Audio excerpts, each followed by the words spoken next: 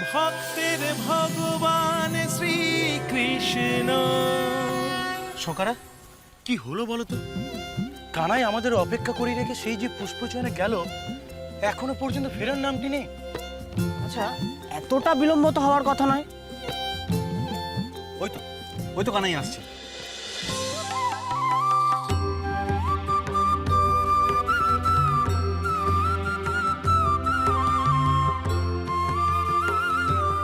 আরো পুষ্প কোথায়? না, আর পুষ্প চয়ন করতে পারিনি গো দানব দাদা। পারোনি? এ কথা প্রথমবার তোমার মুখ থেকে শ্রবণ করলাম কানাই। এমন কোনো কার্য এই জগতে আছে নাকি যা তোমার কাছে অসাধ্য? না না বসুরাম, এর আড়ালে নিশ্চয়ই কোনো বড় কারণ আছে। কানাই, কি হয়েছে? খালি হাতে আসার পাত্র তো তুমি নাও। আসল ঘটনা হলো,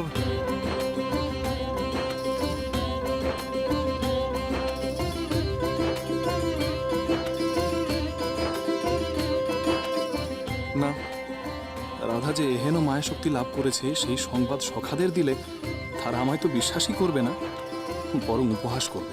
কি হলো কানাই? এত কি ভাবছো? হ্যাঁ, কই কি আবার ভাববো? কিচ্ছু না। আমি তো অনেক চেষ্টা করলাম পুষ্প চয়নের, কিন্তু কোনো পুষ্পেরই যে নাগাল পেলাম না।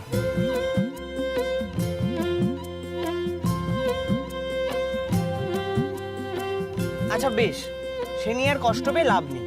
যা পুষ্প পেয়েছো সেই দিয়েই না হয় রাধার বৈজন্তী পুষ্প সাজ প্রস্তুত করো। কি বলো সখারা? হ্যাঁ হ্যাঁ হ্যাঁ, চলো।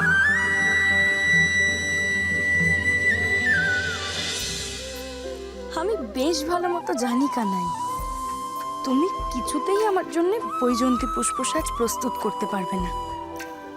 এইবার জোর জব্দ হবে তুমি।